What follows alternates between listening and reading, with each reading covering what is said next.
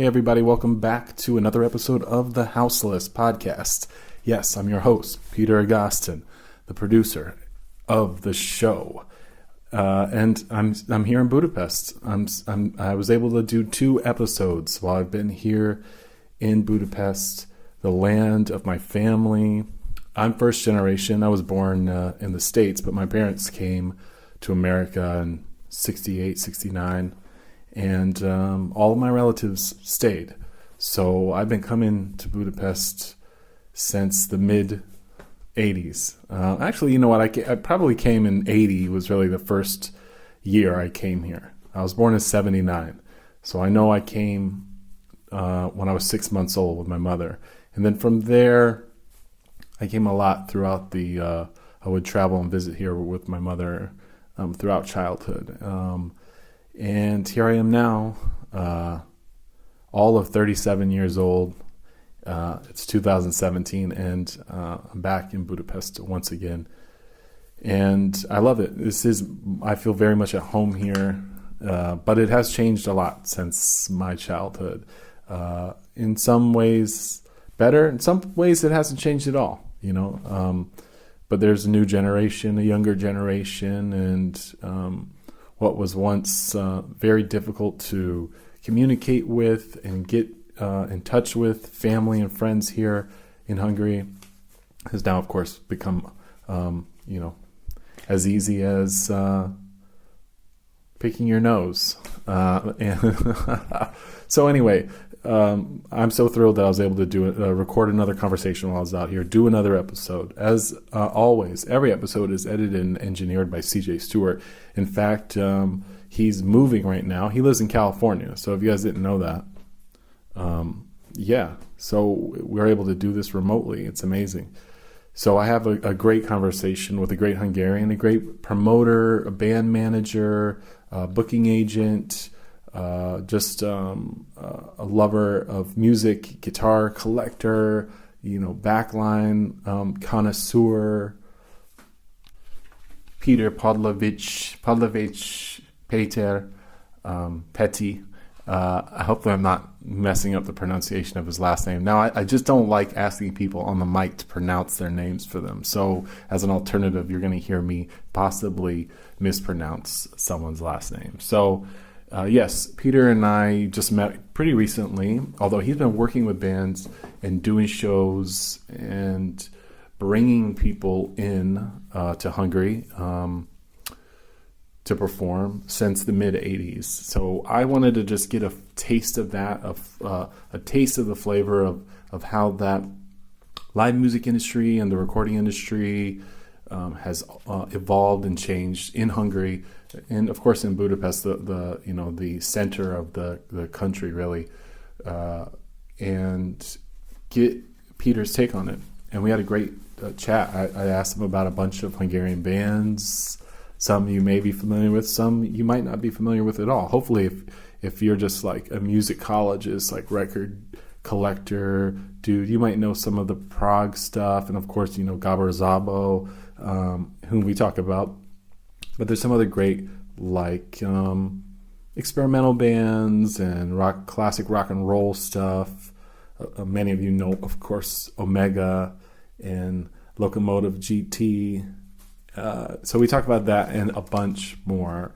And he's brought in all types of amazing artists, blues, jazz, rock, experimental, funk and soul over the years. And so we kind of it's like a great conversation with any promoter that's been doing it for, 25, 30 years. So I know that some of the people that listen to this podcast love those kind of conversations. And that's really the reason why I even started doing this to begin with, is to talk to those people behind the scenes that are, dealing with the heavy lifting, if you will, of setting up shows and tours and dealing with artists and creating opportunities for people at whatever venue it might be. And Peter's done sold out arena shows as well as big festival stage style productions to little tiny things. He actually had to run off and do a gig with one of his artists, Little G, right after our conversation.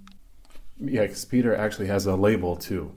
Excellent Records, which it looks, he's only put out a couple releases, but definitely try to look for them. That's XLNT Records. Yeah, so we had this great conversation, and I'm going to get to it in one sec. If this is your first time listening to the Houseless podcast, and especially if you checked out my I've been in the Parasol conversation earlier, thank you. Please subscribe on iTunes if you choose to listen to podcasts that way. If you can, take 1 or 2 seconds to hit that rate button and even write a review if you like this. If you know, I'm going out of my way to do these all the way in Budapest, recording podcasts for you. Try to get get the word out if you can. This is a DIY type of thing. So if you listen to podcasts on SoundCloud, or if this is your first time hearing of it, follow us on SoundCloud.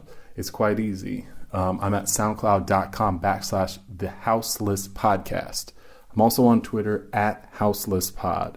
So find me that way. Please follow, subscribe, and feel free to retweet it, repost it if you can. If you have a blog or website, go ahead and just do that for me. I ask of you, and I am very appreciative. So yes. We paid some dues. Now it's time to get into this conversation with me and Peter. You get a real sense of being on the street in Budapest in one of its numerous street corner cafes, because that's where we recorded it. So you get a taste of what it's like sitting with me and Peter, having a chat about the Hungarian history and music industry. And I think you're going to dig this. But excuse any of the car noises or anything like that. So this is the raw nature of the house list, baby. You know how it goes down. I just marked your name off. You're on the house list with Peter Agostin. Check it out. I wanted to, chat with you just because since we met a couple days ago and I've been kind of learning about your career a little bit too, I soon realized that you have like a long story here in Hungary and in Budapest as a promoter and as a producer of curator of things. So I wanted to get your story, your history, but also in the context of like Hungarian contemporary music of the last 40, 50 years, in a way. So now, would you consider yourself more of a manager, or you kind of do show promoting? It's a mix of both, yeah? I think it's a mix of both, and I like to keep it like that. I really do enjoy all parts of the music business, even carrying amplifiers and do you like carrying amplifiers? Well, as I'm getting older, I prefer Princetons to twins, but but I have nothing against to. I'm involved in a little bit in a backline company. Oh yes, that's right. I forgot. I'm a part owner of a visual company, so we own some LED walls and oh really? So for festivals and things? Or? Yeah, for festivals or club shows, and also I really did enjoy when we done last year the arena gig with the band I used to manage, and this is Quimby? Yeah, the Quimby. And this was our second headline show at the arena. Fortunately, the second sold-out headline show at the arena. Very nice. And I really did enjoy to plan the whole production. We worked as a team, like 5-6 people to make a plan for the visuals, the set design. We created an entirely original material for each song. We made new visuals. Really? And we made a very, very nice, at least I think we made a nice set design. And how many people were on stage? 5? There were 6 people plus guest musicians. Sometimes we had extra percussion players, we had extra harp, fiddle, and cello player, and another guy who played some guitar, lap steel, and normal guitar. Cool. So it was. I think I give you a DVD because it was a nice piece of art. Yeah, I'd love to see that. And when I was much younger. As a teenager, we started to have a band. I was one of the guitar players, and honestly, I found out pretty soon that I'm not really talented as a musician. But I do like the rock and roll. So if you cannot be on stage, either you are a roadie, you are at the front of house, or you put all of these things together. So you figure out what your job will be soon enough. Yes? So then I found that. So I started practically. I think the first gigs I organized, of course, they were our first band when we were a teenager, like 16, 17. And the first gig where we got paid, I've done like when I was 18. Here in Budapest? In Budapest, yeah. What was the venue? Do you remember? I can't recall exactly what was the venue. I remember first few gigs, but I don't really know which was the very first. So I remember the first couple of gigs we played venues like the Bemrock part, which is it's on the Buda side, an old culture house where the Mini band, which was a sort of a legendary band. Mini band? Mini. Okay. And they used to be hosting gigs there. So what year are we talking? It's something like 85. 85. Okay. 85, and that venue was more legendary in the 70s, but still it did exist back then. Actually, it still exists, but it's quite low key. So when it was legendary in the 70s, are we talking about like was Omega playing there, or this is too small for a band like that? Omega might have played there before, but there, like in the 60s, 70s, which I don't really have first-hand experience. Right. My first musical memory dates back to like 73 when I listened something, and I still do remember what I was listening to. So I remember. What was that? A song of the Illés band, Nem szól ránk a házmester, and there was this British band called Middle of the Road, and they had this hit Chirpy Chirpy Chip Chip. I remember I used to like that when I was like 7. And so those are the first earliest memories. And I remember Obladi Oblada by the Beatles that I really dig when I was small. Right. So those were the first songs I do remember with the title. Right. So you said the Illés band. I think for people that might not know who that is, that are outside of Hungary, I mean, they're sort of referred to as like the Hungarian Beatles, but is that that's accurate? What I wanted to say, actually. Pretty much. So they were the pub band. They were the band where the girls thrown their underwear on stage, and they were the good guys, like you know, nice guys. They were the nice guys. They were the ones where the mom let the daughter go to the gig, even though they were bad motherfuckers. Oh, sorry. No, that's fine. Please. But it's like the Beatles. Everyone said like the Rolling Stones were the bad guys and the Beatles are the good guys, but I think the Beatles used much more drugs and made crazier stuff than most anyone in the rock and roll history. Yeah. So Illés was comparable. And I think in many ways Illés was comparable to this one, and there were the underground bands, either underground in a way like they played more complex music, like in this King Crimson direction. Or the guys who played in the outskirts of town and more rough stuff like this Henrik Zeppelin kind of stuff, which wasn't really popular amongst the establishment. Right. So what was it? I mean, going back, what was the scene like in '85 when you were actually now you were actually a part of it? By being a musician or being involved with bands? I mean, in the middle of the 80s, the water started boiling in the pan, and actually the 80s were a pretty interesting period in Hungary. I think my first time coming to Budapest was 85. 84, 85, but I was... We might met. Yeah, maybe. So, I remember... I was in high school, and I remember in 1984, most every artist or around that period wrote something about George Orwell, like the half Ziggy Stardust is about, and everywhere the Big Brother team came. And as in the middle of the 80s, Hungary was still part of the communist countries.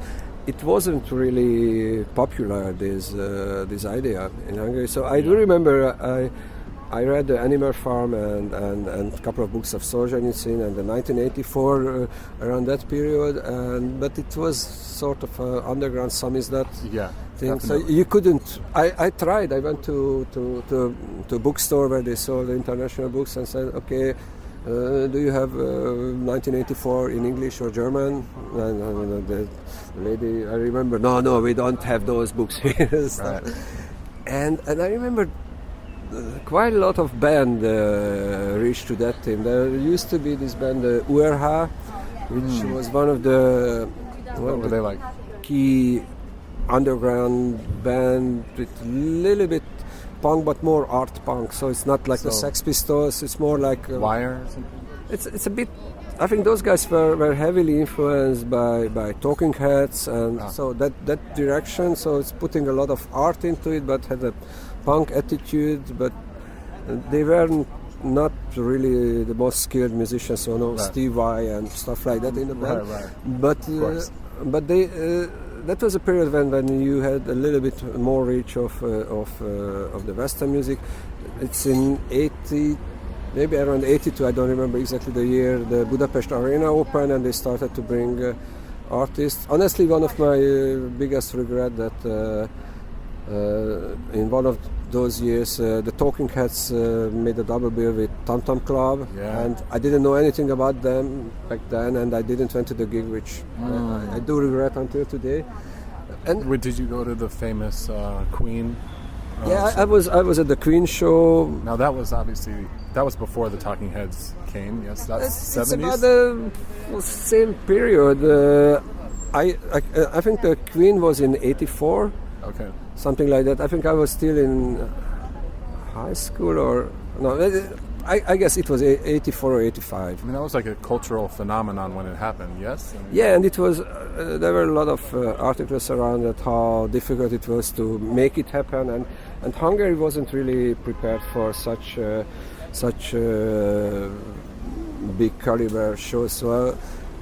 I was told many of my colleagues who were somehow involved into this, they said that they had to get all the lights from the movie industry, from all the concert promoters, because the band had a rider which no single company could fulfill back then. Sure. I mean, this is Queen. I mean, at their height. Too. Yeah, I mean, that was a bloody great show. Yes, I know. I've seen it. My cousin Cesar Gabor, he went to it, and this was at the soccer stadium, though, right? That was the Népstadion. Yeah. Actually, a couple of years later was another great gig. It was some kind of traveling, touring show for the human rights, and that was a stellar lineup. It started with a Hungarian group, and then Tracy Chapman played, then one of these African guys, I can't recall, and Peter Gabriel. Like Fela Kuti or something? No, not Fela Kuti, unfortunately, but something like that. And unfortunately, Fela Kuti never made to Hungary. And then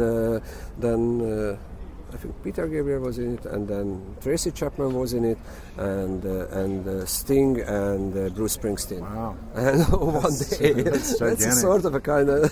So, and I was lucky enough to be there. You went? I was lucky enough to be at the Népstadion when U2 did the Achtung Baby. Wow!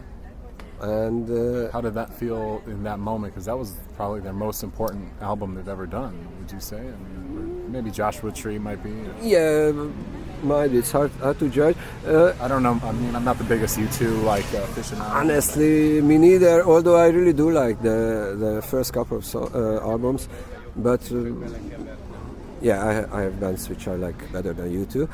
Yes, but I think a lot of people agree. That was a great gig, and they went on, or the crew, to downtown Budapest, and I think it must have been 91 or so, because they screened some shots at the legendary underground place, the Tilos Azár. and which more or less that's the place where I spend most of my time. So it was nice to see that spot on the big screen on the stage. Amazing, yeah. And so that was like that was a venue or like a bar or club. That was a bar and a live music venue. That's where John Lurie stayed most every night while he was here. That's John Lurie, yes. Lounge Lizards. Yeah, the Lounge Lizards played once in Budapest. Really? And was Ardo Lindsay with them? Do you know? I don't remember the full lineup. It was John's brother in the band, and it was Ribot playing guitar. Mark Ribot, yes. And I can't, but it's probably yes, because it was in '92, I guess. And then John, there was a Hungarian belly dancer who approached John to work on a project together. So I think John stayed a couple of weeks in Budapest, and he stayed a lot at this bar, it was just a small basement venue for like 200 people, and with a very small stage. And very humid, no real air condition. So classic Hungarian spot. Well, it's like the Star Club in Hamburg or something like that. Right. And they had an upper room which was more spacey, but it was really the underground venue, like the CBGB sort of thing. And had Down by Law come out yet at this point in time? Or? Yeah, Down by Law. So he was already. I mean, this was John Lurie's like kind of height of fame. Yeah, they played the Petőfi Hall. Nice. And actually, the funny thing that gig was sponsored by a liberal party which used to call Fidesz. And back then, I know it's hard to believe by today's standards, but back then the Fidesz was a young guys' liberal party. Like Fidesz these days, the sort of a almost Nazi right wing, the biggest supporter of Senor Donald Trump. So you can put it. Imagine if Donald Trump would have promoted a gig of Talking Heads back in '82, something like that. So that's amazing. It's a strange word. Yeah. And actually, Fidesz once put someone into Nick Cave gig. Wow. At the Arcade Theater. So, so they were world. They were gathering people.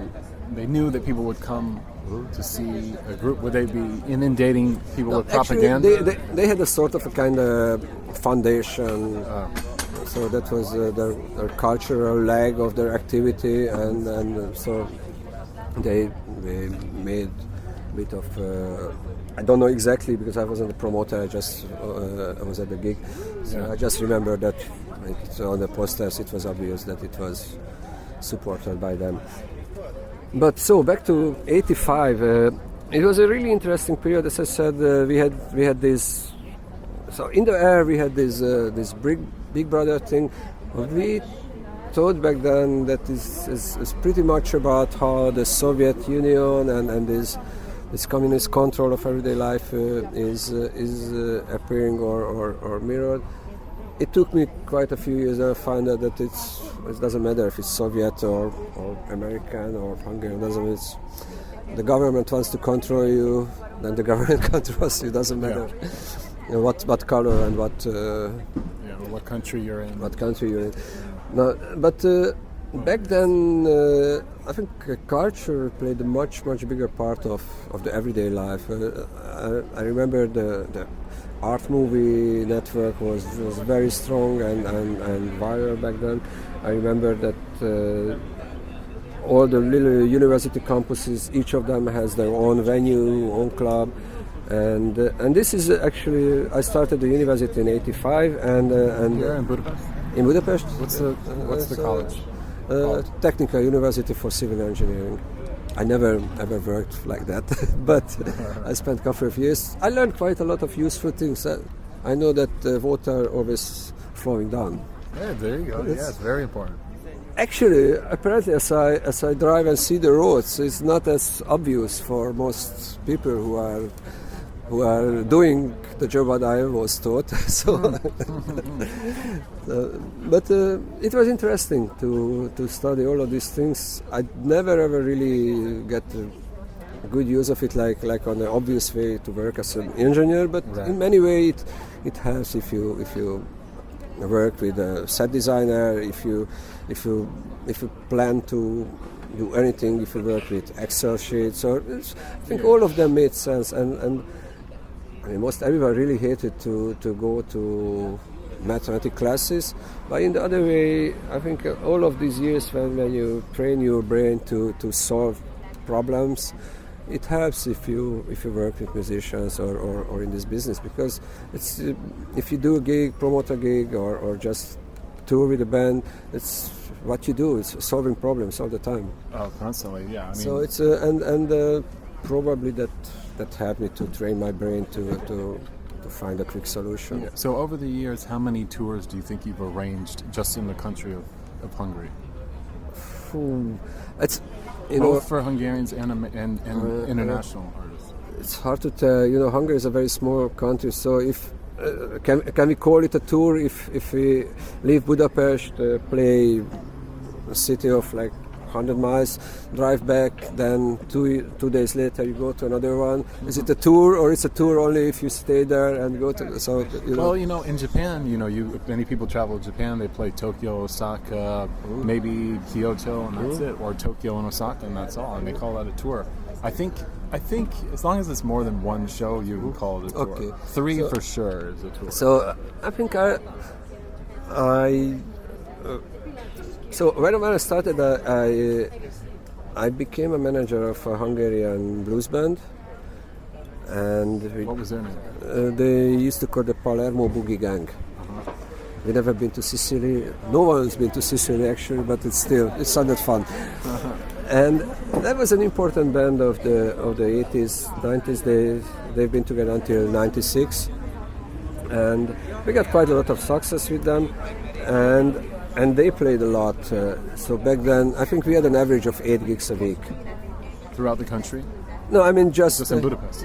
Or in Hungary. Or around. Yeah. And like in the 90s, we started to go out like Austria, Germany, a little bit, but the majority of the gigs we had in Hungary. But it was a very common that we had 2 or 3 gigs a day.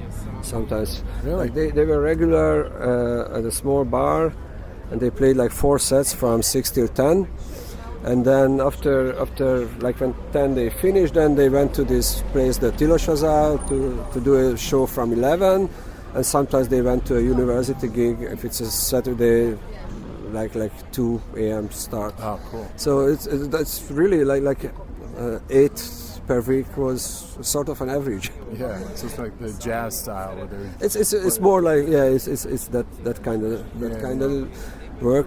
And in the meantime, I started to work with some underground bands. Like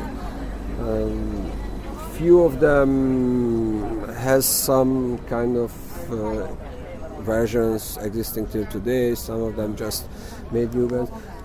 And I started to work with artists outside of Hungary in '89 or so. I remember I did my first international blues festival at the Petőfi Hall in 1990, and the week before that we did a sort of an underground music festival in Szeged. Mm-hmm. And we've done some punk gigs like UK subs and stuff like that. Really? Yeah. So what other? Yeah. I mean, at this time, who are you bringing in to Hungary or to Budapest? Well, you said you did UK subs. I mean, that's pretty amazing.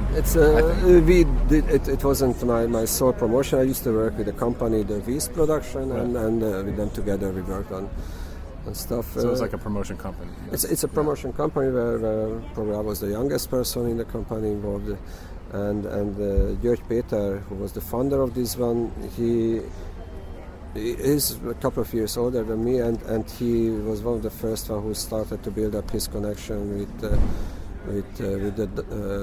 Dutch scene, like the Paperclip agency. Oh yeah. Yeah. Actually, I think they are the guys now who are behind the Eurosonic, and Paperclip was a very Paperclip. Cool. I know them. Yeah. they started to bring different acts to the Peterfi Hall. Back then, the Peterfi Hall had. Peterfi doesn't exist anymore, unfortunately, but that's the venue where they done this legendary gig with Nirvana a couple of years before they became famous. So they played like 70 people. Wow! Were you there? I wasn't there. Now everyone said that was there. I'm one who admits I wasn't there. I'm not one of the 70. Right. Because it's at least like 2,000 people said, yes, I was there. It's like Woodstock. Right. Everyone wants to claim they were there. Yeah. Wow, yeah. Nirvana in Budapest, that would be something. And back to the 80s, it was an interesting period, and quite a lot of bands started back then, like the URH, Europa Kiadó, Control Csoport. Yeah. They were there was a lot of traveling, so members moved from this band to this. So it was it was sort of like a factory in the Velvet Underground times, and the Warhol. So it was a small scene, right? It's a small scene. Everyone knows everyone. Also, with my, as I said, I used to manage this blues band, but this blues band was a sort of a kind of part of the underground scene, like Willie DeVille was a part of the CBGB stuff, even though they played this New Orleans Americana stuff. Right. So and this was also with this band, we had the core of the band, and we always had a bunch of guests. Sometimes it's been like it was a 5-piece band, but sometimes it was 25 people on stage, like 10 horn players. Even we used to have a period when we had a vibraphone player playing the blues. So it was a crazy idea, and all of these guys from this art avant-garde art rock scene, the Sant Andrea connection, the Bizottság guys. Was there a scene in Sant Andrea? Actually, I just went there a couple of days ago. Yeah, Sant Andrea is a kind of village to Budapest, and a lot of painters lives there, because it's been a home of painters for many years, especially at the turn of the 19th to 20th century, and a lot of underground painters used to live there or still lives there, and of course many painters are playing music like John Lurie. And so the similar-minded people formed some art avant-garde bands. Cool. Okay. And the most famous of them was the Bizottság, which was also like a hub, and the Bizottság with Václavi Gazember. They had different versions, and sometimes also they had a sort of it's not really a cover band, partly a cover band, partly just a band to place soul, funk, whatever, and original music. One of the founding members of the Bizottság was F. Zambó Öcsi, and he had a band called F. Zambó Happy Dead Band. And in the 80s, it was a period where most of the university party, where the young people of how you say it's intelligence. So it's So the high school, most of this. So when the art high school has a party, when the ELTE has a party, or the Közgáz has a party, it happens hundreds of times that the Palermo Boogie and the F. Zambó Happy Band was the closing, because people danced to it. It was fun, but also are bands are they making any money at all when they're playing shows? Actually, I remember I was doing pretty good back then. Yeah. So we didn't make big money, but living was so cheap. Yes. And especially, if you're young, you don't have children, you don't have other responsibilities. And even at the very beginning, we didn't even pay taxes. I think the income tax system they invented in Hungary in '88. So we had a couple of years where everything was black. We just get the money, and that's it. Well, now the taxes, we were talking about this before, the taxes are very high for artists. Taxes are very hard for everyone. Right. So the value-added tax, what you pay after each concert ticket or everything, is 27%. And Hungary, unfortunately, it's very high on taxes. So if you work and you make a gross of say $1,000. You pay, so it goes like 50% to the government. 50 some, 53 or so. So it's man. That's a lot. It's even worse than in America. I just had last night a conversation with Lily G in the car, how much his girlfriend does in Atlanta as being a nurse, and how it's comparable to the Hungarians. Yeah. She still makes more, although he spends more on the flat. So. Right. So, but back then in the 80s, I remember I always had money. As a teenager, I had this thing, so I bought myself some high-end, high-fidelity shit. Right. I always had enough money to buy my drinks. I never really been into records too.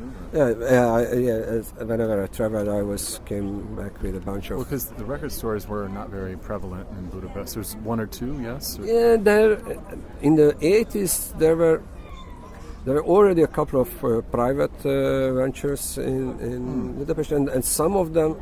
I don't know exactly when. One of the guys from the phonograph, the drummer, opened a store, a record store,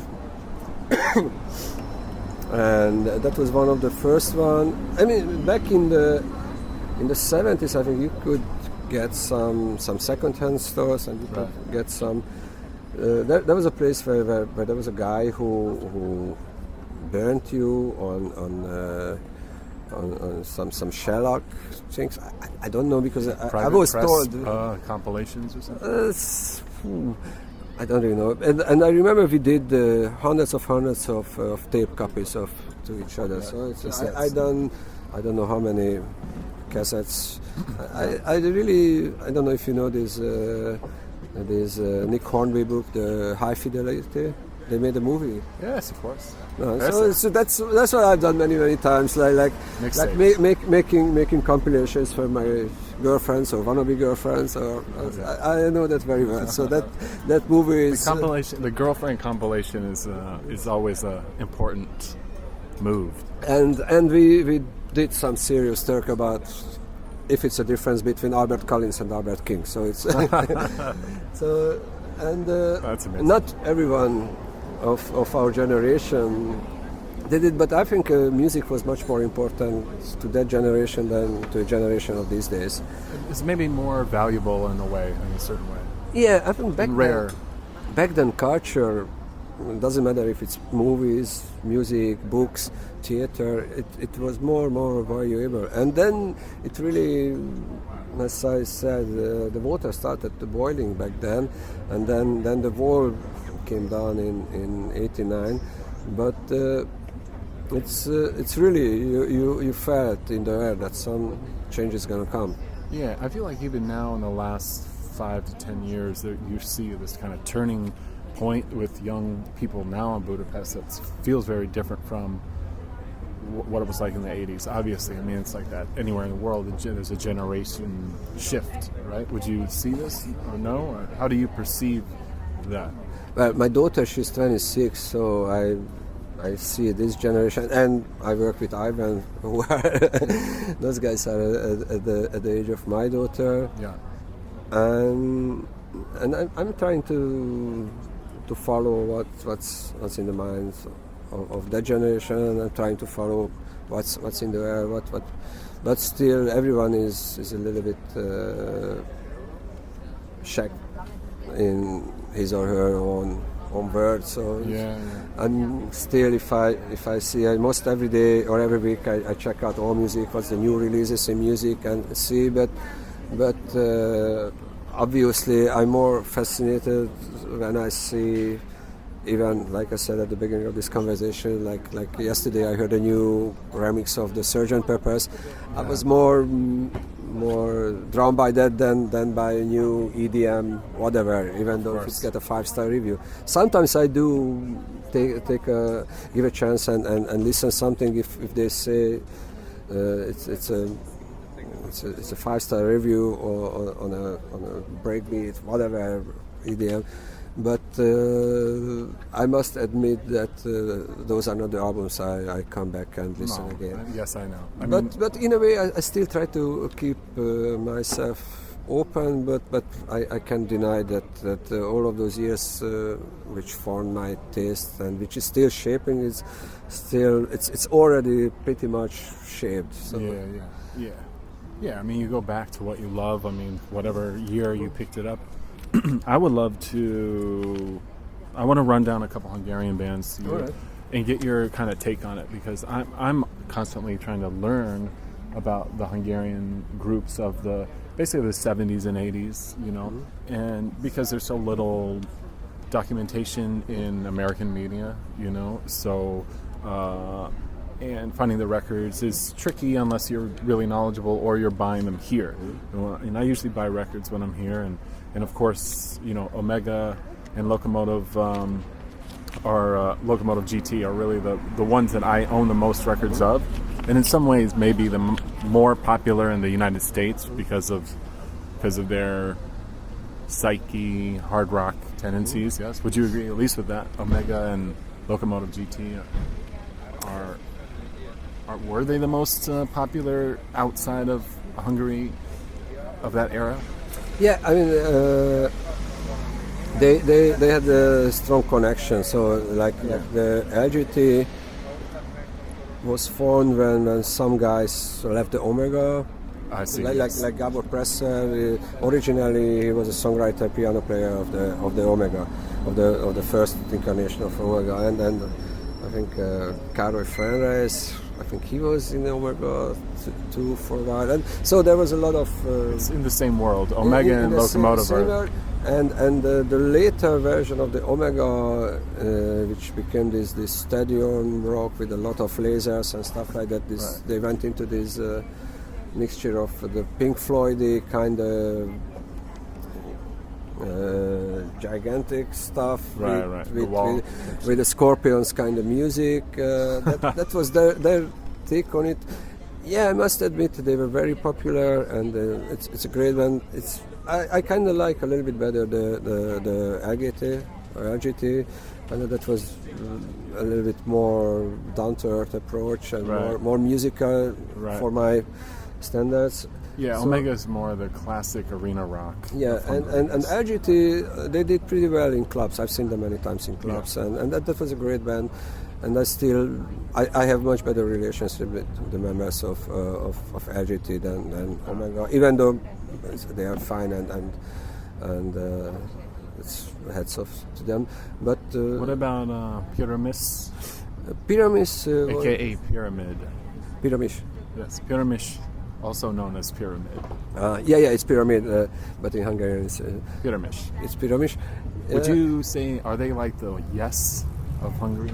I wouldn't say yes. They were more like the Deep Purple or something like that. Okay. So, but that was a period in the 80s when we called the Csöves thing. It's the guys. The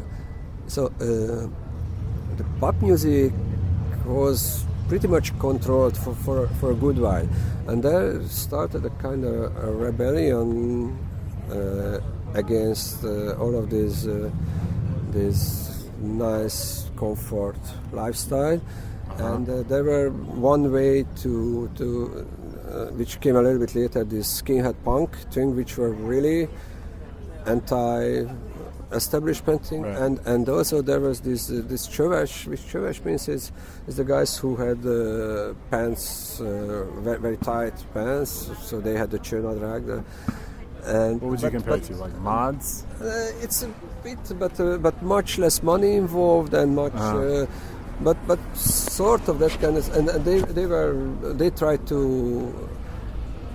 It's sort of like a hippie thing, but not as.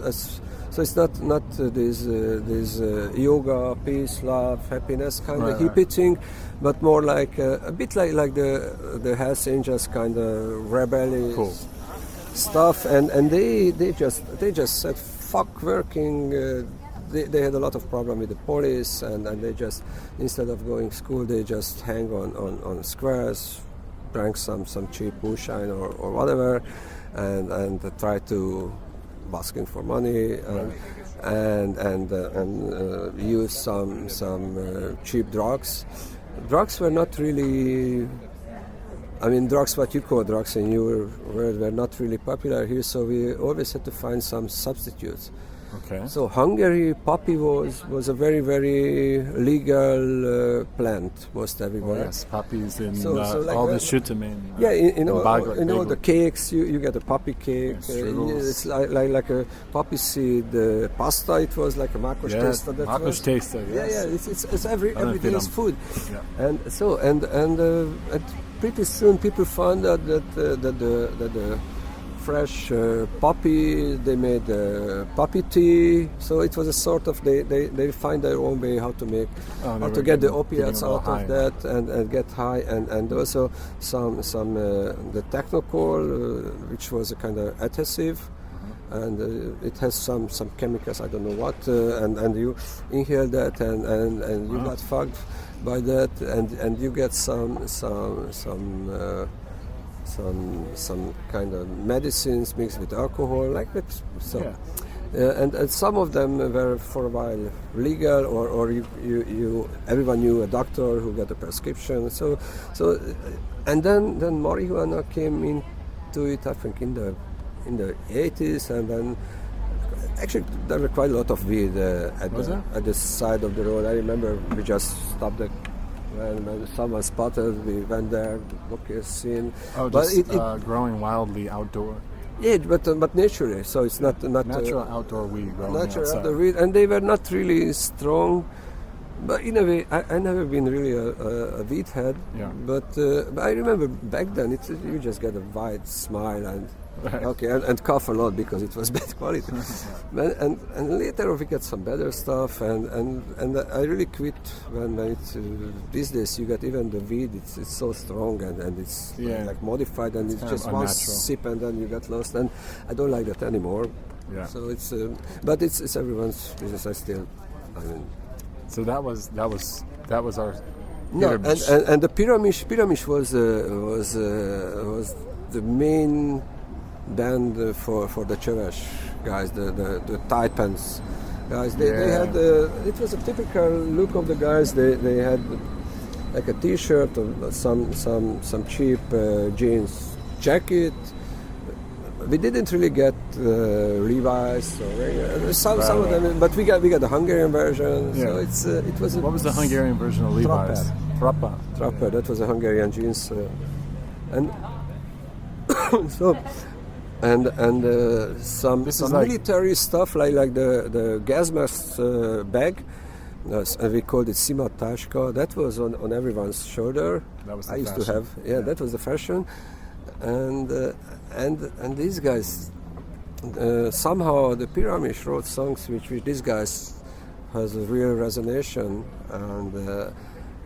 man, that they were popular. They were really like it's another band where chicks went crazy, and I think those guys could fuck 20 or 30 at each gig if they wanted. It's everyone went crazy for them, and they got popular. I know their manager of back. Do they still exist as a band? Pardon? Do they still exist as a band? Not at that lineup. They are doing right now is a tour happening with the singer and the guitar player. Cool. That's, the bass player he got some health problems, so and I don't remember. I know Pino, the drummer, he's around, but. So I remember we sat down and had some conversation, storytelling, anecdoting with the Gabor, with the manager, and he said that it was really insane, like the Rolling Stones in '62. Right. It was really, sometimes it's a question if they can play the entire set or something is happening and they have to. Right. And that was And there was another band, the Edda Művek, which came maybe a couple of years after Pyramid, who covered most of these. Pyramid was from Budapest and Edda Művek was from Miskolc. So it's somehow it said something to the country. Right. What about Burgundy? You remember this? I remember Burgundy. How would you describe them? The Burgundy had different periods of their lives. I remember when I was a very, very young And I went to school the first day. Back then they used to have a song which called Iskolatáska, so school bag, and it's about the young kid Patty who goes to school and his school bag is so heavy and he doesn't want to go to school, but then he sees a girl, a schoolmate, and then the bag is lighter and he wants to go to school. So it's a love story. Yes, I'm a Peter, and so it's a, yes, I understand. And I remember I used to like that song. So Burgundy had many different periods. Burgundy was a very, very skilled band. At the very beginning, they were something like the Chicago. So it's a lot of horns and well-around stuff, and they started to play stuff like Chicago. Interesting. And then they went into more popular directions. Right. But their singer Ferenc Demian, he's still active until today, and he's one of the real great singers of the Hungarian scene. Someone who has sort of a characteristic vocals like Freddie Mercury or Joe Cocker. So like a big frontman, big lead singer. Who really can sing, and if he sings, you just recognize it from miles away, which is unfortunately is not in every band. Right. What about Moby Dick? Moby Dick, I'm not that familiar with. Moby Dick is from I think from Sopron, also from the western part of the country. Yeah, from West Hungary. And they were rock band, more like this Black Sabbath, Motorhead, like a hard rock band. Hard rock band, and honestly, I never really been deeply into this hard rock scene. I used to like Black Sabbath, but I wasn't really a collector. So if my record collection had probably all the Rolling Stones album, and maybe a couple of Deep Purple, probably all of the Zeppelins, or at least the first 4 or 5. But I'm not sure. I'm not sure if I really have Black Sabbath or Uriah Heep or Nazareth or all of that. I know about them, but it wasn't really my. There was like a hard rock scene in Hungary. I mean, it is touring still, bands come here have had success. Yes, it's still it's just not my cup of tea. Like it's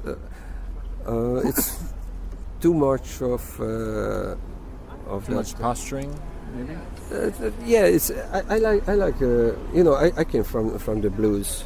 Yes. World. So I like when I can believe every word of a singer. Doesn't matter if the song itself says something I really do need to believe. But those people like Howlin' Wolf, Muddy Waters, if they go on stage and they sing, even if they tell the telephone book, they have a charisma, and you truly believe everything. Yes. And if you see all of these heavy metal bands, it's circus. It's fantasy. So it's a different kind of it's a different part of the music business, and I'm not really much into that. That's it's not better or worse. It's not my cup of tea. Have those back in the day? Did those great bluesmen come to Budapest? Was there ever a time when Muddy Waters or B.B. King or any of these guys make their way here? Actually, at the very beginning, not really. And there was a band formed sometimes in the 80s, I think 82 or so, which used to call a blues band. It's called the Hobo Blues Band, but they represent a different approach to this music than what I think it's about, because that was a band they played. They also played for the music for the underdog, and much respect for that what they done. But the lead singer of the Hobo, he was more an intellectual than a real singer. So he translated a lot of this Allen Ginsberg stuff. He even invited him and did some stuff together. Allen Ginsberg came here? Allen Ginsberg has been here several times. Yeah. Did you ever see him speak or read? He sat on stage, played this harmonium and really? Stage. Was it cool? Cool, but honestly, it's a bit boring. But that's fine. But even from that period, I like Kerouac's take better than Ginsberg. But I like Hunter S. Thompson better than. It was an interesting period, and I kind of like a lot of stuff, but still not everything. And it's just like, if you get high and you just write down everything you pops into your mind, it's sometimes good comes out of it, sometimes not. But was Hunter S. Thompson a really well received writer here? No. There was a guy who I know, András Vágvölgyi. He did a lot to introduce him to Hungary, but not. I don't know. I don't think he's really widely known here. Right. But I kind of like him. Yeah. I don't understand the word if I see an interview with him because the way he speaks is. But there's a lot of slang kind of. And he has this mumbling, so it's hard to understand. But he's actually speaking, yes. Yeah. So that's. But he was a crazy guy. That's for sure. Yes, you could say that. I like. For me, and I like Ken Kesey's stuff and stuff. So. So back to the blues question. So the Hobo Blues Band was the band who became the most famous band having the moniker of the blues in their name. So it meant that after a while the average people thought the blues is something like that what they played, and it was something like imagine the Grateful Dead with a singer who cannot sing. And so that the stuff which meant like I have all respect for Jerry Garcia, but still grateful that it's just one band from that direction. And if people think like okay, the great '60s band is like the Grateful Dead, then you are not fair to well, there's hundreds of others who had a different approach, like the band or from the band. I mean, even I guess or Jefferson Airplane or whoever. Yeah. So and that's why, so Hungary is a very very small market, and it's pretty isolated. As we do speak our language, but no one else around us. Right. So it means that importing stuff has a language barrier because people don't understand the word. Right. So that's why before the recording we had this conversation about why Bob Dylan never been big in Hungary. Sure. So what do you think? It's just it just didn't translate, right? Or was it not? Were the records not distributed here properly? The records not distributed. I mean, certain records got distributed, certain not. I will tell you a story about later, something which explains some of the way how the Hungarian recording industry did work. But let me finish this thing with the blues thing. So and that's why. With being a small market, a few people who had an impact on the society or a given part of the society had a much bigger impact than at a bigger market where one person cannot really change. In Hungary, as being a small market, even one person with a lot of followings can have a big impact, and you don't really have more people. So it's not like there were 10 radio DJs and some of them were good at this, some of them were good at that, and one of them were more powerful than another. We had like 2, and if whatever these 2 were interested or liked, that they came through, and then that went through everywhere. And whatever were out of the radar, it just doesn't exist. So like the soul music, the funk music, the black American culture entirely came to Hungary. Well, and it's all because of a couple of DJs' tastes, basically. Yeah, basically yes, because it's a small community. Right. If one guy is the main DJ, whatever he likes, so that's why. And for the blues, the British.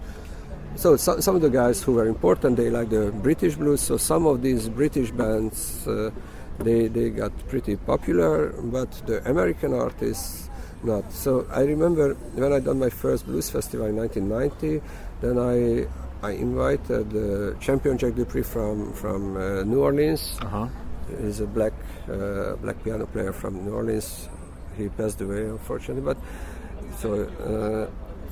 But I think that was maybe one of the first time when a black American blues artist appeared on a Hungarian Really? scene.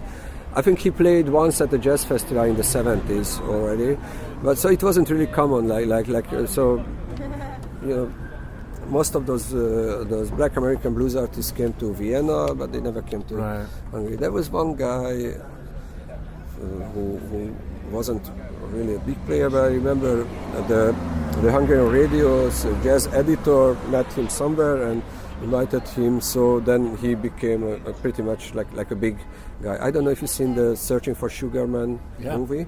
So in certain way, South Africa and Hungary has many similarities. Like it's an isolated market, and somewhere like Rodriguez wasn't really known in Detroit, even in Detroit, not talking about the entire United States, but he became more popular in South Africa than the Rolling Stones. Right. So strange things are happening. And the story I wanted to mention, like when I was young, like 7, 6 years, every Hungarian household had albums of a female Hammond player, Rhoda Scott. Who?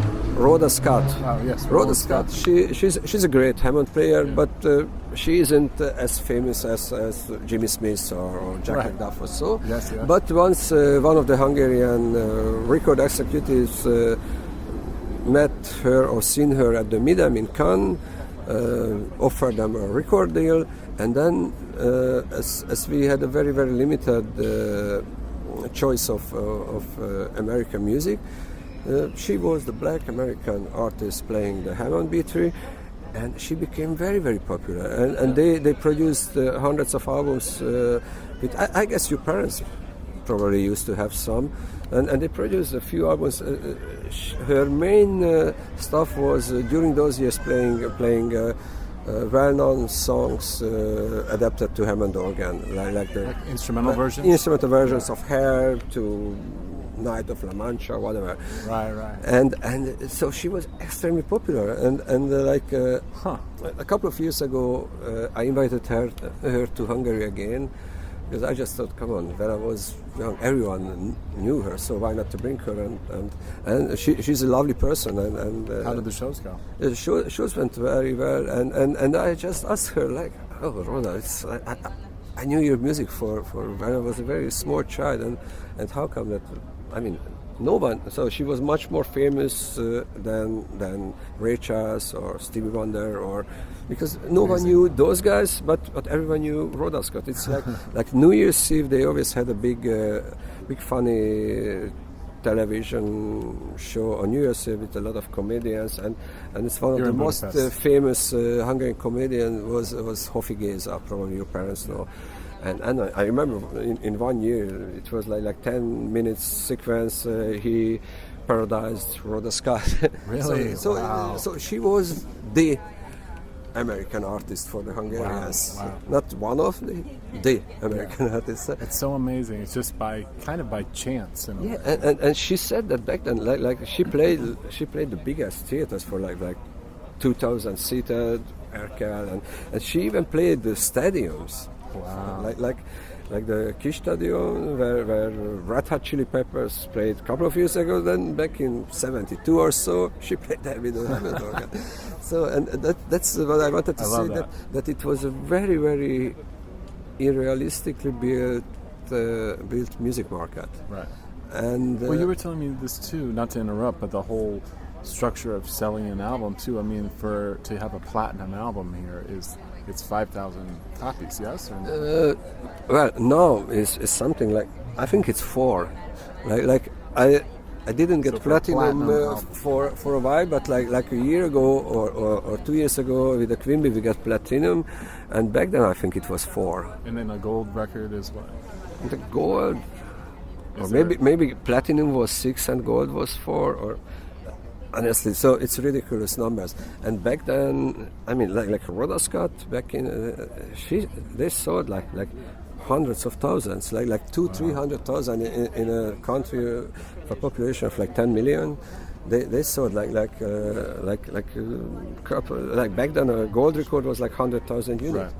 Right. And now it's if you in jazz or world music, I think it's 1,000. The gold record.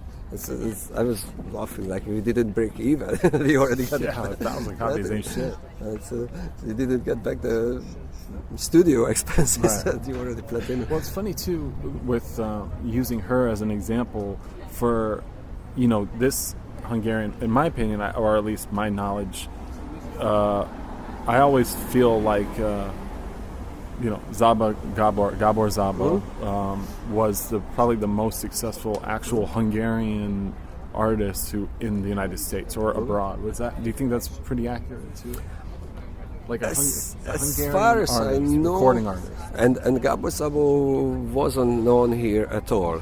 He wasn't known at all. And some albums got released, but I think I got aware of Gabor Zaba like when Santana played his song, and then okay, so let's find out. And there were some recordings before he went to America, but he wasn't really famous here. And I think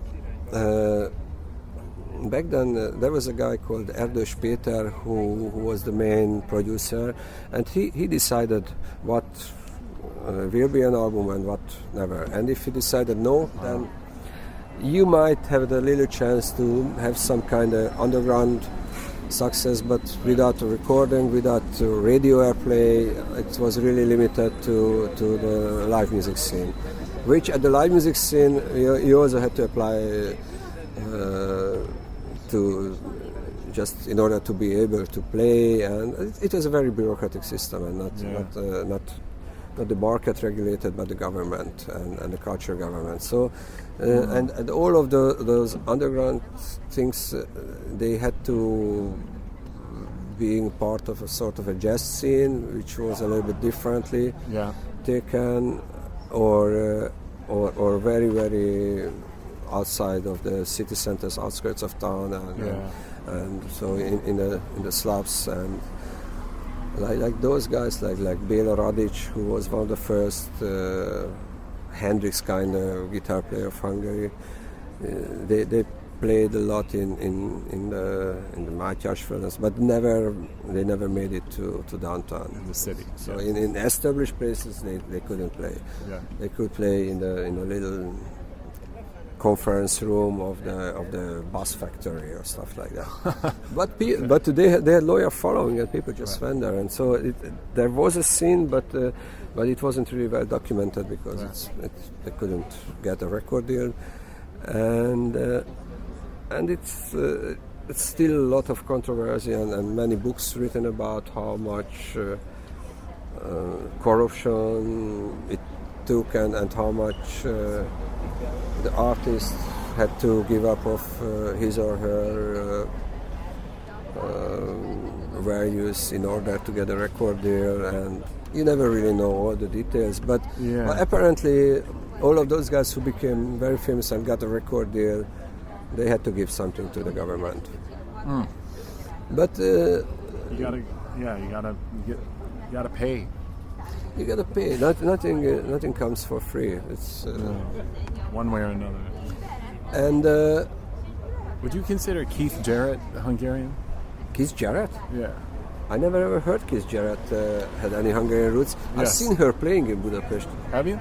Yeah, she played the music academy. I think that was the first time he played. That was a jazz festival. It was nice. I remember one day was Keith Jarrett, the other day was Dizzy Gillespie. Wow. That was a good one. That's great, yeah. It was like 85 or so. What about Gene Simmons? He's also supposed to be Hungarian, partially Hungarian. Have you heard this? Mm-hmm. Yeah. But actually, at the end you find out. It doesn't really count if you're half or a quarter, in my opinion. I mean, it does, of course, but to be like a Hungarian artist, I'm trying to make a connection between America and Hungary, as well as get some history and some perspective on, the Hungarian music industry and the scene. I mean, it's a small one. Like, you just came from a little conference as well, yes? And that was the different kinds of managers and promoters all gathered, yeah? Yeah, this is a summit where the Hungarian music industry, sorry, it's like the ILMC in London, but it's in a smaller scale and for only it's only for the Hungarian. Do you see? Is there like a sense of unity amongst the guys in the industry? No, it started to shaping it. Funnily, it took like I don't know how many. So it's 5 years ago. Was the first time ever when the Hungarian music industry gathered. That was the first Music Hungary conference, and that. So it's still very new. What? Still very new. It's pretty new, and before that, it was either governed by the government, and there was some industry department, which fortunately ended at the turn of the 80s, 90s, and the private music industries just didn't start to organize itself until now. Still not really well organized yet, but hopefully all of us will understand that together, united, we can reach much wider goals than what we do individually. Yeah. And that was the main topic on the conversation beside the panels. So I'm looking forward if anything will happen, because Hungarians are very good at talking, but doing is not our forte. But maybe, hopefully, this time. Well, if you arrange panels of people talking and sell tickets so that people come and see, then you make money and you're able to talk and it works. No, I mean, I'm just kidding, of course, but I just want to see the scene thrive. I mean, I'm such an outsider to it. I don't truly understand exactly how it works, but I'm, with even us talking and the work that we have going on too, it's something that I love to see grow in its own natural way. It really did change. So when I started, we didn't know anything about how this music business works. Yeah. So it was just a trial and error version. I remember when I've done stuff. I remember, and it's really, in certain ways, it's strange. Like in 1990, I done my first international festival, and I remember how excited I was about the fax machine. Like, man, it's something. It makes life so easier, and how fantastic that you just write something, put it in, and it comes at the other end. Right. And man, now we have these iPhones and stuff like that doing.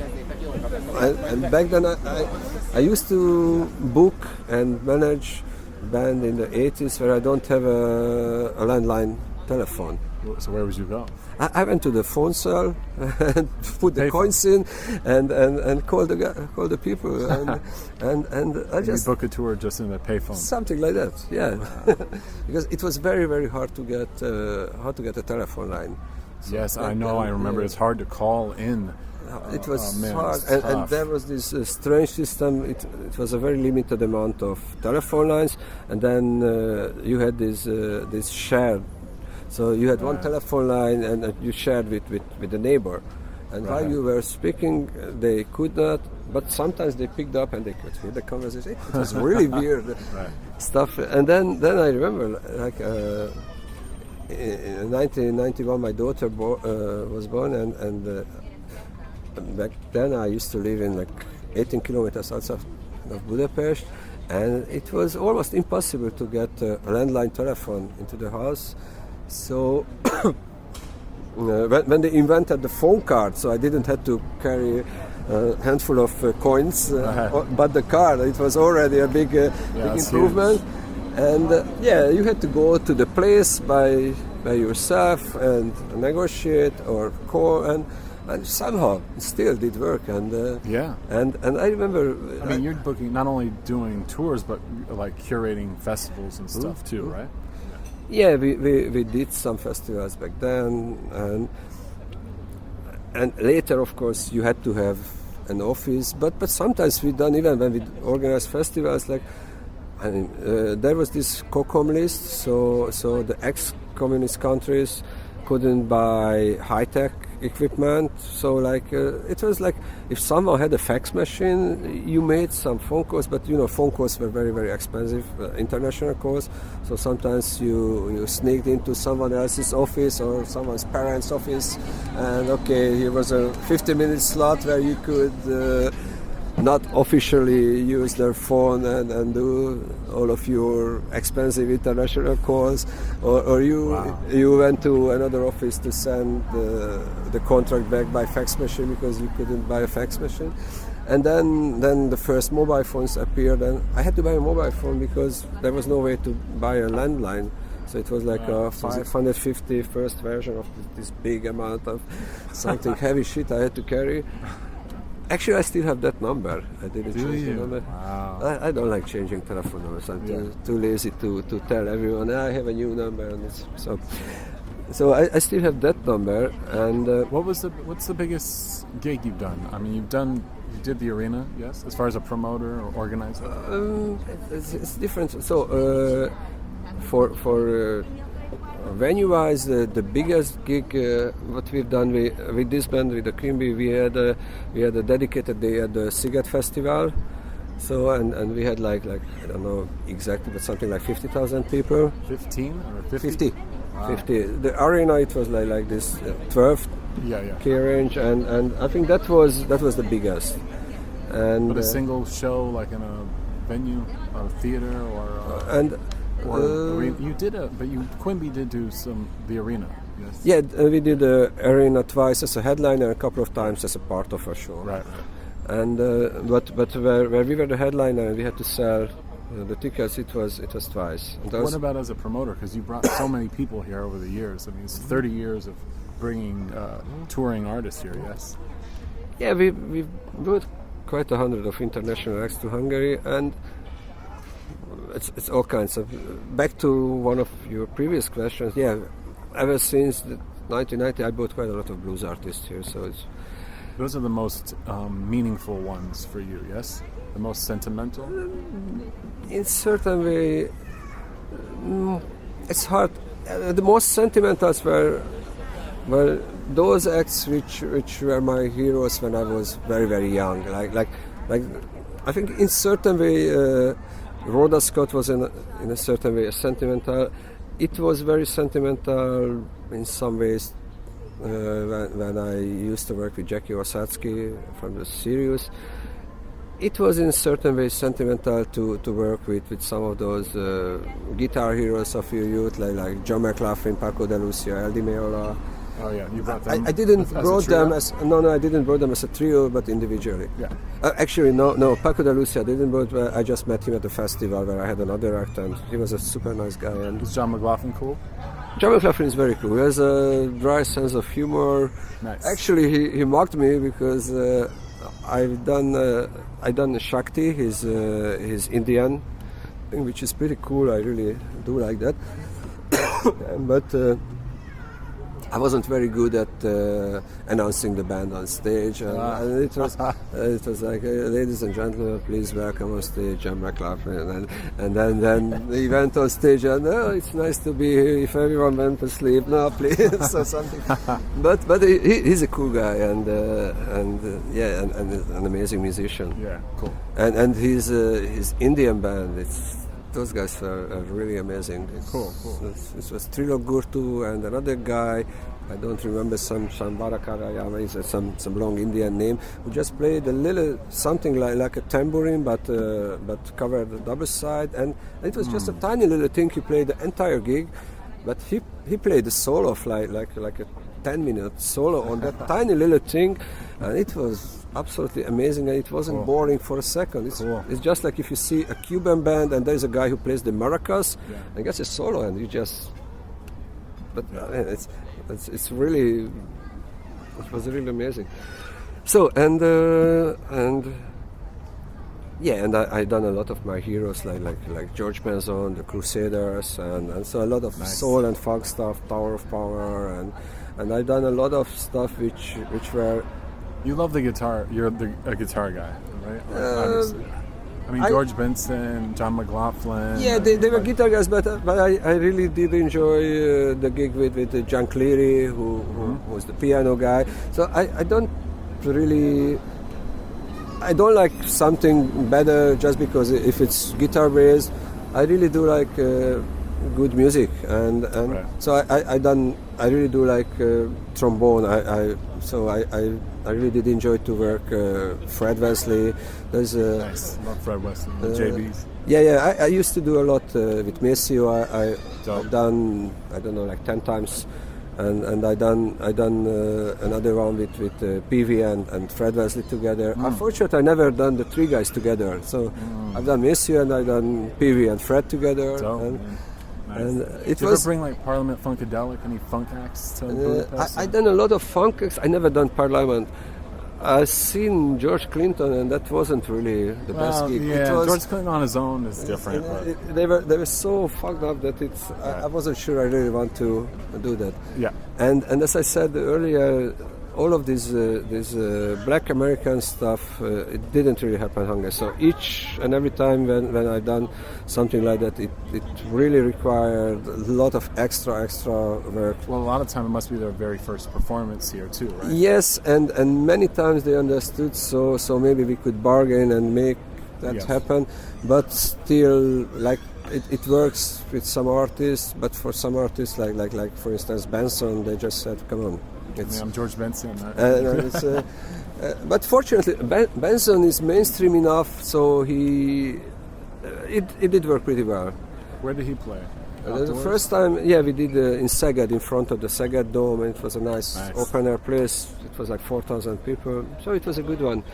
And I had nice memories with all of these guys. I really did enjoy to work with the Art Ensemble of Chicago. I like the... Oh, wow. Actually, Art Ensemble of Chicago. Nice. I booked Lester Bowie, and he just passed away, so he didn't make it to Budapest. It's one of my regrets. But it was with his Brass Fantasy. Cool. I'm so sorry it didn't happen, because I really do like that guy. But even though I done Art Ensemble later without him, those guys, Roscoe Mitchell and... You did Roscoe Mitchell? Yeah, it was Roscoe Mitchell in the band, and who's the other guy? Oh shit, the original members of Art Ensemble. I can't remember. I like Roscoe Mitchell though. I got his solo, crazy solo stuff. Yeah, but anyway, so that I really do like that creative way of playing music. I kind of like Frank Zappa. Sure. And also I like when I don't like pathetic stuff. That's why I'm not a big fan of this metal scene. Yeah.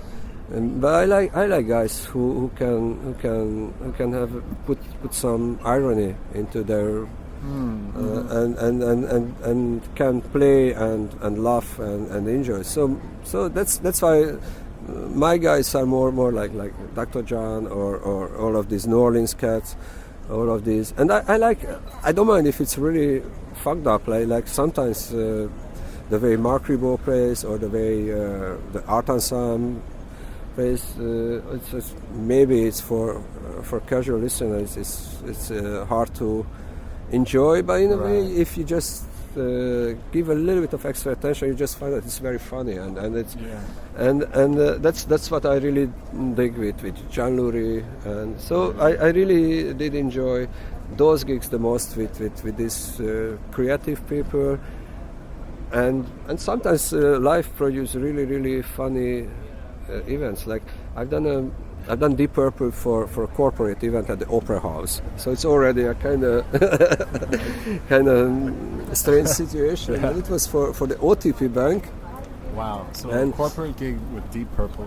Yeah, and I used to work with that company who organized the event, and they asked me if I can offer something, and I offered them several acts, and among them I said, well, actually Deep Purple might be available, and they said, okay, if they can do something for staged for a smaller stage, like a theater stage instead of the arena thing, and so we discussed, and after we came to the agreement, then okay, they come for a smaller backline and adjust it. It was like Cirque du Soleil, Deep Purple, I think Presser Gabor, and maybe some opera singer or something. Cool. Like everyone played like 30 minutes.